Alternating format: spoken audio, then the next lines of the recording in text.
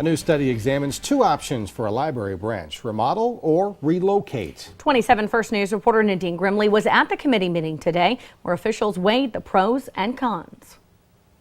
The Building and Sites Committee for the Public Library of Youngstown in Mahoning County meets Tuesday to talk about the future of one of its branches. Now, this study examines two options for the West Branch Library: either remodel its current location or move it inside Mill Creek Park to the Wick Recreation Area. By teaming up with Mill Creek Park, we can share in some of the cost of the location, so there's some lower operating costs so that we can provide more services to that community at a cost that we can afford. Committee Chairman Alex Benyo says that moving the branch to the warming house would put it in a more centralized location, and according to estimates would be about $400,000 cheaper than remodeling the current site, which was built in the 1920s.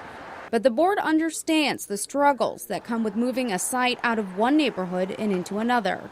It shifts it from an area that that is seeking stabilization to an area that is more stabilized and heavily populated. So there are some cons to that shift as well, and I think we would have to look at any barriers to access moving the building would create before we would consider that. But this partnership could also bring more people inside the West Branch. We have over 100,000 visitors at Wick Recreation Area, and I think adding a library to our most active recreation programs is very exciting. A final decision has not been made. The committee is taking a few months to receive input from the community and do their own research before moving ahead and presenting the board with a final recommendation.